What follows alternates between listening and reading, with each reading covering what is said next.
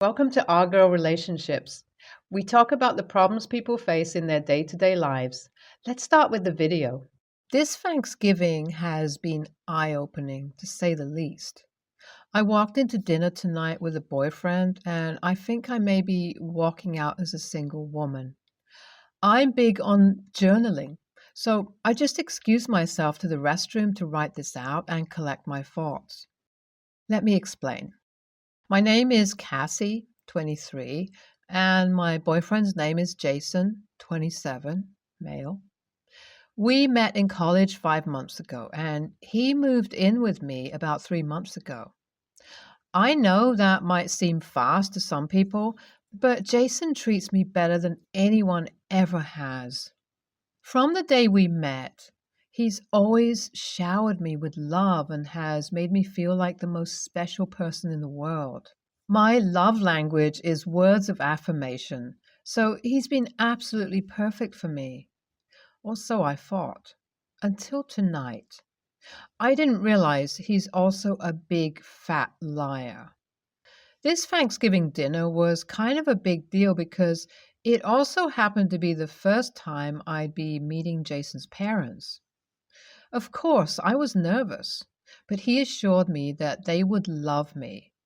I was feeling pretty confident about the whole thing until Jason said something unexpected on the car ride over. Hey, Cass, if my parents ask, please don't let them know that I'm in between jobs right now. I just don't want them to worry. I was a little taken aback, but I agreed. I understood him not wanting to have his parents pry, but the truth is, I've been starting to get a little worried about his unemployment as well. Jason got laid off from his job a week after he moved into my apartment.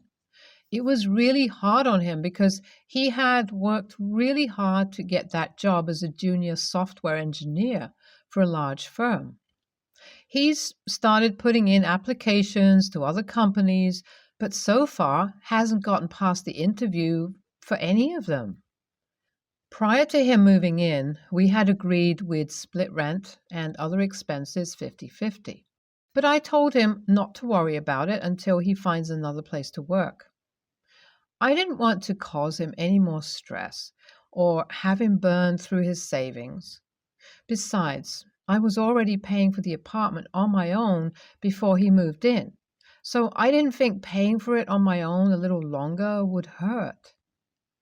My job as a senior copywriter makes me a decent amount of money, definitely enough to cover both of our costs for a while.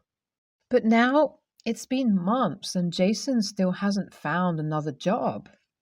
It seems like the more time has gone on, the more comfortable he's gotten with being unemployed. Most days when I get home from work, he's still in his sweats playing video games. It's been a couple of weeks since his last interview, and I don't want to pressure him too much, but I'm worried he's stopped applying for new jobs altogether. Especially after what happened out there at the dinner table tonight. When we arrived at his parents' house, I was quickly introduced to his parents, aunts and uncles and cousins. They all seemed nice enough, but they all gave me a funny look, almost pitying, and I couldn't figure out why. Eventually, we all sat down to eat, and everything was going fine until Jason's uncle brought up work. He asked me what I do for a living. I told him I'm the senior copywriter for a marketing agency. He raised his eyebrows and gave a surprised nod. How's business going these days? He asked. It's going great, I said. We've gotten quite a few new clients just this month. Jason's mother stifled a laugh through a cough.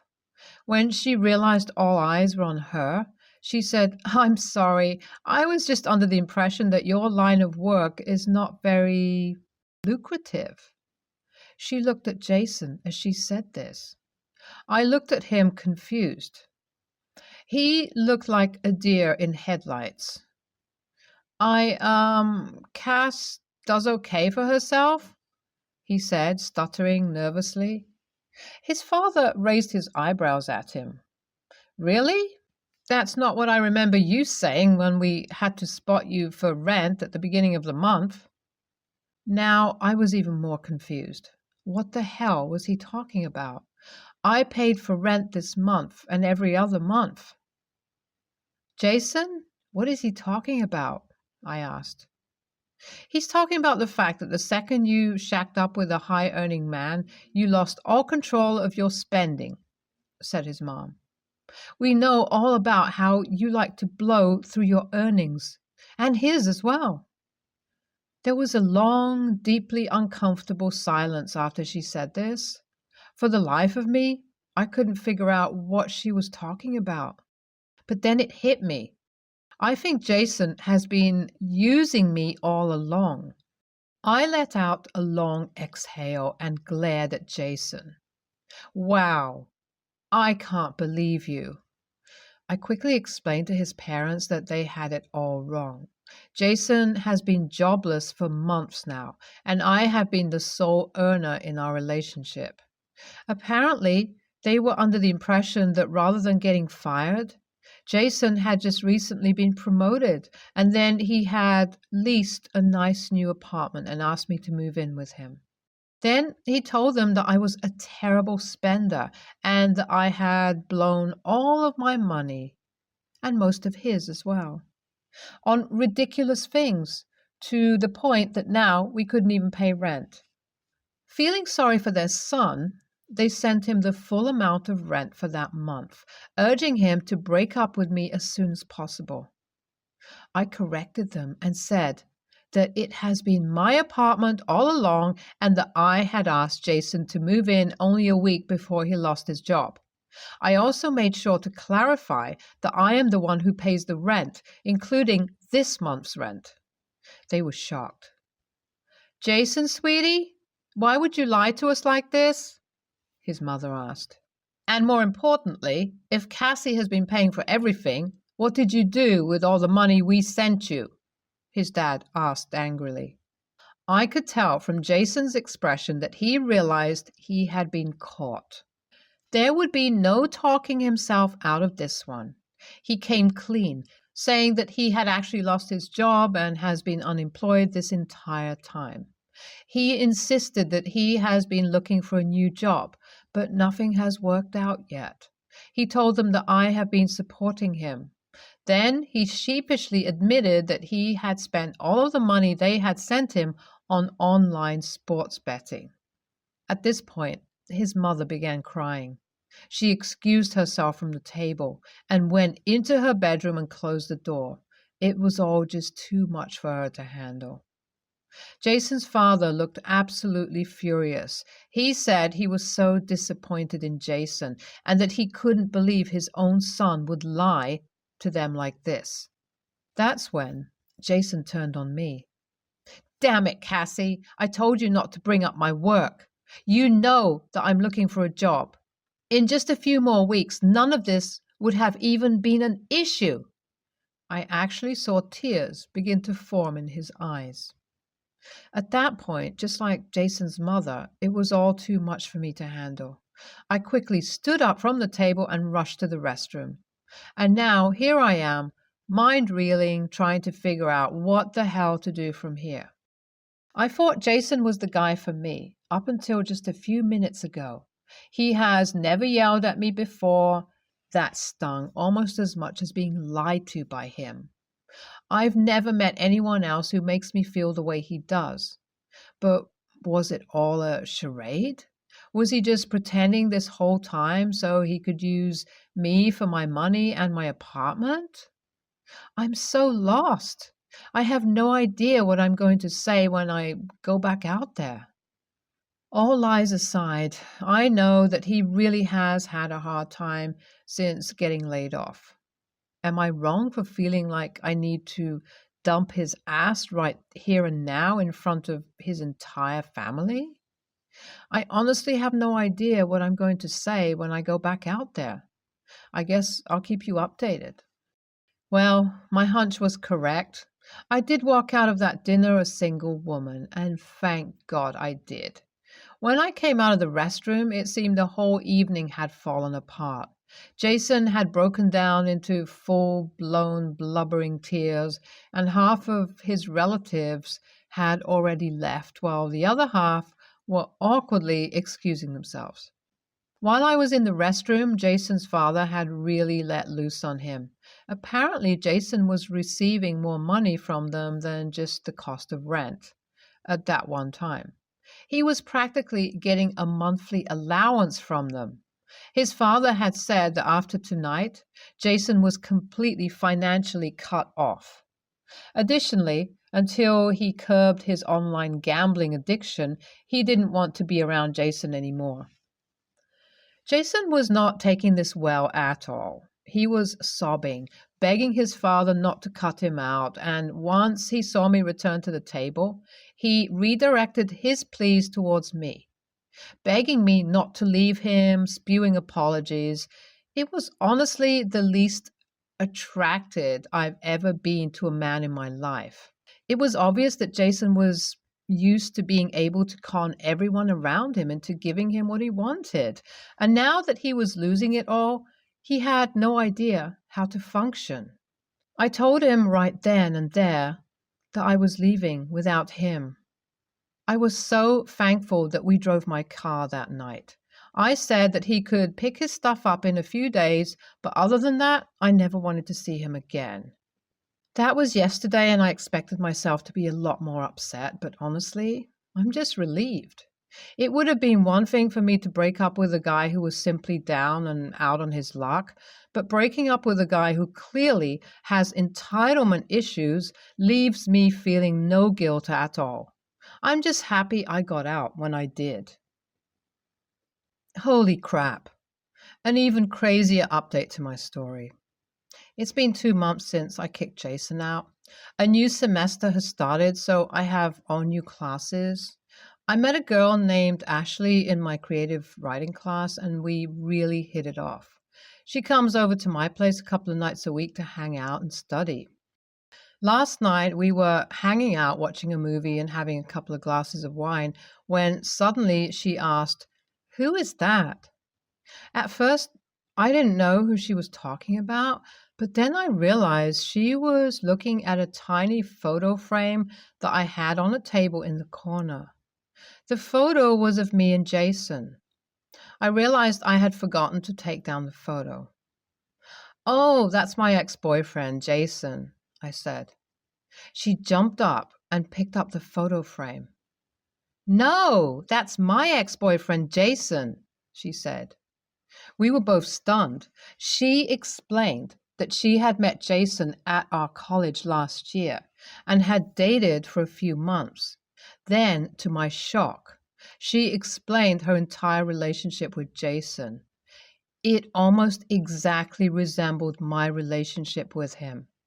Started dating, quickly moved in with her, lost his job, and then mooched off of her for a while until she called him out on it. But before they broke up, Ashley happened to go through his phone and realized he has done this to multiple other girls as well. Jason has never had a job. He's just a serial dater who jumps from unsuspecting girl to unsuspecting girl, meaning he has been lying to his parents all along as well. What an absolute creep. I'm so glad I got out when I did. NTA, you definitely went wrong for leaving him. He deserves to be alone. ESH. To be honest, I think everyone is a little bit at fault here. You need to grow a backbone and stand up for yourself sooner and not be so naive. Both you and Jason's father need to be aware of the fact that he has an active gambling addiction and probably needs help. And addict or not, Jason definitely is a jerk for repeatedly using girls like that. Long story short, moved into a house across the street from a school in May. Had no issues. Beginning of this school year, had the same car block my driveway for 2 weeks.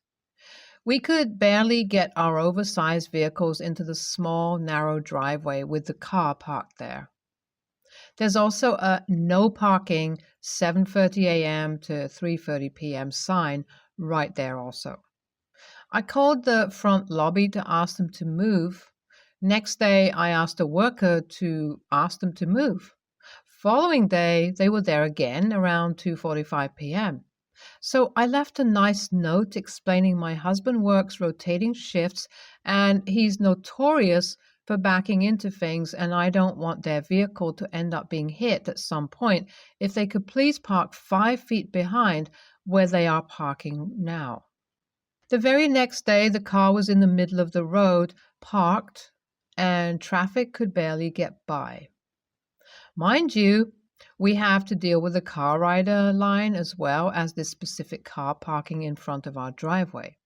So I posted on our private Facebook group asking if anyone else had this issue, and if so, what did they do? And before anyone suggests it, I did not want the car towed or for them to get in any trouble. That was at 3 p.m. Gave no description of the car. 3:45 p.m., the principal told me to call her directly, then had me walk out to explain what the issue is, and then proceeded to scold me and essentially told me to shove it, that she didn't want them parking in the parking lot and I couldn't have them towed. I explained, no, I didn't want them towed. I just wanted 5 feet to be able to not have to jangle my way into my driveway. 6 p.m., I am cussed out by a teacher and told I had no consideration for teachers and what they do. I have kids. I am also a teacher at another school and would never park in front of someone's driveway and tell that person to deal with it because previous owners allowed it. Also, the previous owners I knew, and they didn't mind because they were not home during the time the car parks there. I also have been home on maternity leave since school started. Had a C-section a week after school started, and twisting and turning to get a better view has been hard. She then called me insane and unstable and blocked me after calling me a liar that I never left a note. I'm scared for my safety. I go by the Nest security system and it's been 2 months. No other cars park in front of my driveway for more than a day.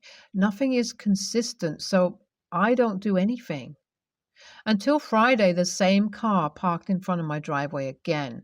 I pull in today and with tons of parking spaces in the parking lot and tons of space on the illegal street behind her, but she had to park in front of my driveway. I irrationally called the non-emergency line and reported cars parked on this street during the no parking hours every single day. Then a cop showed up and wrote a warning. I saw and quickly pulled my car into the garage. Now people are outside taking pictures of my house and driveway and screaming on the phone about it.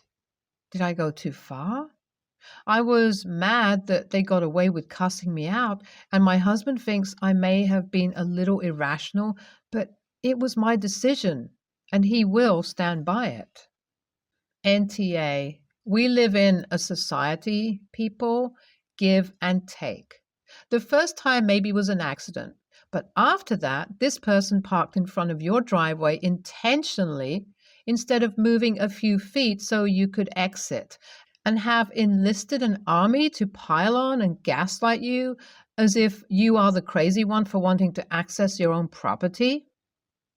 If these people don't have the decency and sanity to compromise by moving a mere 5 feet, I would have them towed every time.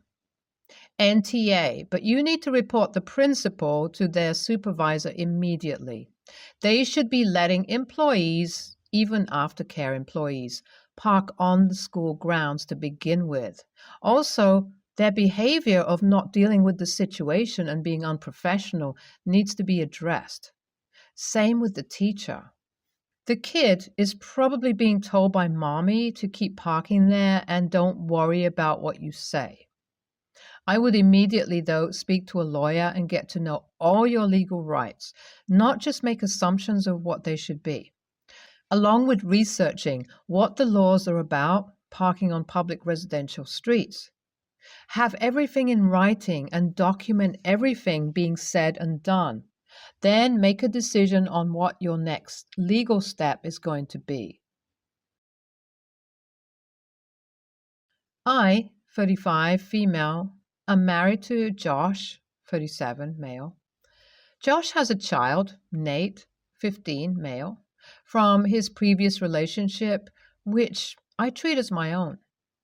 My in-laws have decided to visit us and stayed with us for 2 weeks as we have a bigger house and they live on another end of the country.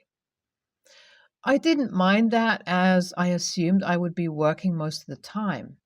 I currently work from home as recently my anxiety has been through the roof due to something that happened in the office.